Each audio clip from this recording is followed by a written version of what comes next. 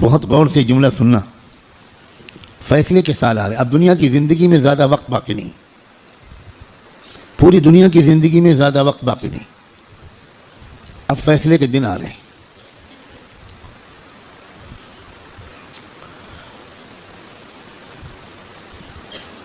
پہلے جیسا اب زمانہ نہیں ہے.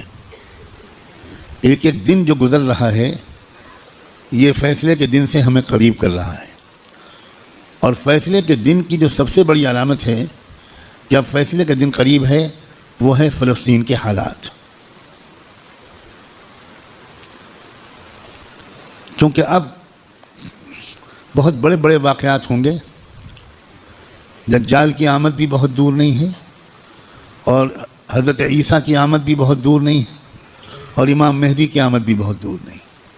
اب مسئلہ یہ ہے کہ اگر اب بھی ہم گناہوں کی زندگی میں لگے تو ہمیں اللہ دجال کے ساتھ کھڑا کر دے گا، توبہ کی توفیق بھی ہم سے چھین لے گا. حضرت امام مہدی کے دشمنوں کے لشکر میں ہم کھڑے ہوں گے. اب یہ دیکھو، یہ وہ وقت ہے، کچھ پتہ نہیں کس وقت اگلا قدم اٹھ جائے. جو نشانیاں اللہ کے رسول نے بتائی تھیں آخری فیصلہ کن دور کی، بڑی تیزی کے ساتھ آ رہی. اس میں ایک نشانی یہ تھی کہ بہت بھیانک جنگ ہوگی یہودیوں کے درمیان اور اصلی ایمان والوں کے درمیان. اس لیے جو کچھ اس وقت غزہ اور فلسطین میں ہو رہا ہے اس سے ہر ایمان والے کا ایمان ہزاروں گنا ہر منٹ میں بڑھنا چاہیے، اس لیے کہ وہی ہو رہا ہے جو اللہ کے رسول بتا کر گئے تھے. جس وقت وہ آپ بتا رہے تھے اس وقت تو فلسطین میں کوئی مسلمان تھا ہی نہیں، اور آپ یہ بتا رہے ہیں کہ ایک بھیانک جنگ ہوگی، خطرناک جنگ ہوگی، یہودیوں اور ایمان والوں کے مابین ایک خطرناک جنگ ہوگی. آپ بتا رہے ہیں کہ ایک علاقہ ہوگا جہاں سچے پکے مومن جان دے رہے ہوں گے اور جان لے رہے ہوں گے، قربانیاں دے رہے ہوں گے. مسجد اقصیٰ کی حفاظت میں نوجوان جوک در جوک شہید ہو رہے ہوں گے.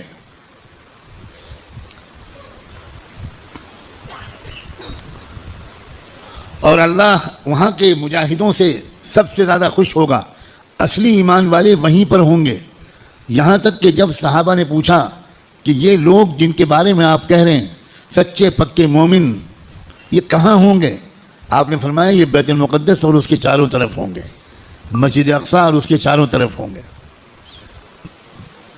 بالکل ٹھیک وہی جو کچھ آپ نے فرمایا تھا اس وقت وہاں ہو رہا ہے. ہم لوگ اسی زمانے میں ہیں. آپ اس سے خوش ہوں یا آپ اس سے ناراض ہوں، ہم کو اللہ نے وہی زمانہ عطا فرمایا جس میں ہم اپنی آنکھوں سے اللہ کے رسول کی بات کو سچا پکا ہوتا ہوا دیکھ رہے ہیں. تو اس وقت وہاں جو ہو رہا ہے اس سے ہر لمحے ایمان کو بڑھنا چاہیے ہمارے. یہ ہمارا ایمان کی مضبوطی کے وجہ لوگ الٹا سمجھ رہے ہیں. یہ جو کچھ وہاں پر ہو رہا ہے اس سے خوف اس کے دل میں آ رہا ہے جو سمجھا ہوا نہیں ہے، ڈر وہ رہا ہے جو سمجھا ہوا نہیں ہے. لیکن جو سمجھا ہوا ہے قرآن و حدیث کو، اللہ کے رسول کی باتوں کو، وہ یہ کہہ رہا ہے کہ یہی تو وہ فرمایا تھا اللہ کے رسول نے، جو ہو رہا ہے وہی ہو رہا ہے جو اللہ کے رسول فرما کر گئے تھے. اس کا مطلب یہ ہے کہ آپ کی نبوت برحق ہے، آپ سچے رسول ہیں. آپ نے اس وقت یہ فرمایا تھا جب اس کے کوئی آثار نہیں تھے. اب اب آپ نے جو آئندہ کے بارے میں فرمایا تھا کہ جو ہوگا، جب وہ ہو رہا ہے اور پچھلے 6 مہینے سے ہو رہا ہے بلکہ پچھلے 75 سال سے ہو رہا ہے، جو اللہ کے رسول بتا کر گئے تھے، تو اس کے بعد میں جو ہوگا اس مقابلے کا آخری انجام، اس کے بارے میں اللہ کے رسول نے جو کچھ فرمایا وہ بھی یقیناً ہو کر رہے گا. اور وہ کیا ہوگا؟ وہ یہ ہوگا کہ اللہ کے کلمے کا بول بالا وہاں سے پھیلنا شروع ہو کر پورے عالم کی ہر کچی پکے گھر میں اللہ کا کلمہ داخل ہوگا. پوری زمین پر انصاف کا نظام قائم ہوگا، اللہ کا حکم چلے گا، باطل ٹوٹے گا، حق کا غلبہ ہوگا. ایمان والوں کو اللہ تعالیٰ عزت، حکومت، اقتدار، طاقت، غلبہ دیں گے.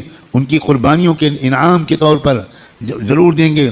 اور پھر دجال کا قتل ہوگا، دجال سے چھٹکارا ملے گا، پوری دنیا میں لا يبقى بیت مدر ولا وبر الا وتدخل فيه کلمۃ الاسلام بعز عزیز او بذل ذلیل۔ اللہ کے رسول کی حدیث کے الفاظ ہیں کہ کوئی کچا پکا گھر یا کوئی خیمہ ایسا نہیں بچے گا جس میں اللہ کا کلمہ داخل نہ ہو جائے، طاقت کے بل پر یا قبول کر کے داخل ہو کر رہے گا۔ اس لیے لوگوں، یہ بہت چوکنا رہ کر جینے والا زمانہ ہے۔ اگر اسی طرح غفلت میں رہے جس طرح اب تک جی رہے ہیں تو ہمیں خبر بھی نہیں ہوگی، اور اللہ کی طرف سے فیصلہ ہو چکا ہوگا کہ اس نالائق، فاسق، فاجر، خطاکار، گنہگار مسلمان کو میں دجال کا ساتھی بناؤں گا۔ یہ امام مہدی کا ساتھی نہیں بنے گا، یہ حق کا ساتھی نہیں بنے گا، یہ سچ اور انصاف کا ساتھی نہیں بنے گا، یہ مظلوموں کا خادم نہیں بنے گا، یہ ظالموں کا ایجنٹ بنے گا، یہ ظالموں کا مخبر بنے گا، یہ ظالموں کا دلال بنے گا، 4 پیسے کے لیے تھانے پہ جا کر مخبری کرے گا۔ یہ فیصلہ کسی لمحے ہم میں سے کسی کے بارے میں ہو سکتا ہے۔ یاد رکھنا، میں نے اللہ کی توفیق سے اپنی بساط کے مطابق بہت لمبی بات کو چند جملوں میں سمیٹ کر آپ کے سامنے رکھ دیا ہے۔ قسم کھا کے کہتا ہوں، اس میں ذرا بھی مبالغہ نہیں ہے، فیصلے کا دن قریب ہے۔ اب اگر گناہوں کی طرف واپس لوٹے، اب اگر پچھلی زندگی کی طرف واپس لوٹے، جن غلطیوں کو چھوڑنے کا فیصلہ کیا ہے، بار بار اللہ تعالیٰ سے عہد کیا ہے، بار بار رو رو کر انفرادی اور اجتماعی طور پر یہ ارادہ کیا ہے کہ اب گناہ کی طرف واپس نہیں جائیں گے، دوستو اب اگر واپس گئے تو پتہ نہیں پھر دوبارہ توبہ نصیب ہوگی کہ نہیں، کیونکہ یہ جو دن اب آ گیا زمانہ، اس زمانے کو پہچاننا علماء کا فرض ہے۔ علماء کی ذمہ داری ہے کہ وہ اس دور کو پہچانیں۔ پچھلے دور کی روایتی باتوں سے کام نہیں چلے گا، اب آپ کو اکابر علماء کے پاس رہنا پڑے گا، کچھ مہینے گزارنے پڑیں گے، تربیت لینی پڑے گی، ان کا اعتماد حاصل کرنا پڑے گا۔ جب اعتماد ہوگا تب وہ آپ کو خاص باتیں بتائیں گے، تب وہ آپ کو اپنے سینے کا علم منتقل کریں گے، تب آپ کو وہ امانت سونپیں گے، آپ کو ایک ذمہ داری سونپیں گے کہ بھئی کس طرح امت کے عوام اور خواص کو، امت کے مردوں اور عورتوں کو، اور خاص طور پر امت کے نوجوانوں کو کس طرح سنبھالنا ہے۔ سب سے زیادہ بنیادی بات اس وقت مجھ کو اپنے سے بھی کہنی ہے اور آپ سے بھی، وہ ہے استقامت۔ اب جمنا ہے، کہو انشاءاللہ۔ اب تقوی پر جمنا ہے، اب اللہ کی اطاعت پر جمنا ہے، اب گناہوں سے دور رہنا ہے، اور جیسے کوئی غلطی ہو جائے سب کام چھوڑ کے اللہ سے معافی مانگنی، دیر نہیں کرنی، کیونکہ پل پل یہ خطرہ ہے۔ جو واقعی زمانے کے تقاضوں سے واقف لوگ ہیں، وہ ہر وقت ان کا دل اس وقت فلسطین کی طرف لگا رہتا ہے، اور اس لیے کہ وہ بار بار تازہ ترین وہاں کی خبریں جاننا چاہتے ہیں کہ کہیں دجال آ تو نہیں گیا، کہیں کوئی ایسا دعویٰ تو نہیں ہو گیا۔ یہ غفلت کے ساتھ زندگی کے دن نہیں ہیں، غفلت کے ساتھ گزارنے والے دن نہیں ہیں، یہ بہت ہوشیاری کے دن ہیں۔ اور یہ بھی یاد رکھنا، الٹے سیدھے مقرروں اور مولویوں، الٹے سیدھے جو اپنے آپ کو عالم کہتے ہیں اور ہیں وہ جاہل، ان کی باتوں کے چکر میں مت آنا۔ وہ طرح طرح کی باتیں تم کو بتا کر تم کو غلط راستے پر لے جائیں گے۔ جو سچے پکے اکابرین ہیں، بڑے بڑے بزرگوں کی صحبت یافتہ، قرآن مجید کے مفسر، قرآن کو گہرائی سے سمجھنے والے، اللہ کے رسول کی منشا کو سمجھنے والے، پوری زندگی کے 24 گھنٹے اللہ کے دین کی خدمت میں گزارنے والے، جن پر وقت کے سارے بزرگوں نے اعتماد کا اظہار کیا، ان کی بات ماننا ہے۔ ورنہ سوشل میڈیا پہ جاؤ تو 50 انجینئر ملیں گے، اور 50 ڈاکٹر ملیں گے، اور 50 طرح طرح کے لوگ ملیں گے جو اسلامی پروگرام چلا رہے ہیں۔ ہمارے نوجوانوں کو نہیں معلوم کہ اسلام کی ویب سائٹس کے نام سے جو ویب سائٹس چل رہی ہیں، اس میں سے تقریباً 70% یہودیوں کی ویب سائٹس ہیں، اور باقی قادیانیوں کی ویب سائٹس ہیں، کچھ ہمارے ملک کے ہندوؤں کی ویب سائٹس ہیں جو اسلام کے نام پر چل رہی ہیں، اور اس میں قرآن کا درس ہوتا ہے، احادیث کا درس ہوتا ہے، مسئلے بتائے جاتے ہیں، اور ہمارے نوجوان وہ بیچارے بجائے علماء سے جڑنے کے وہ سوشل میڈیا سے مسئلے معلوم کرتے ہیں۔ ابھی مجھ سے چند دن پہلے یہیں کسی نوجوان نے پوچھا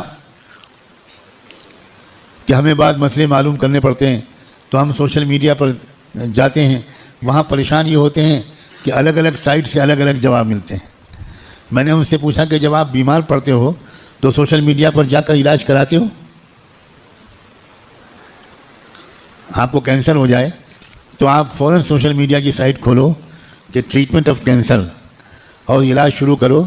تو اتنا ضرور فائدہ ہوگا اس علاج سے کہ اگر وہ علاج نہ کراتے تو سال 2 سال گھر والوں کو تیمارداری کرنی پڑتی. سوشل میڈیا کے علاج سے انشاءاللہ بہت جلدی گھر والوں کی پریشانی دور ہو جائے. جب آپ کو کوئی مقدمہ لڑنا ہو, کوئی عدالت کا مسئلہ قانون کا ہو, تو آپ کس کے پاس جاتے ہو؟ کسی انجینئر کے پاس, کسی انجینئرنگ کی سائٹ کے پاس جاتے ہو.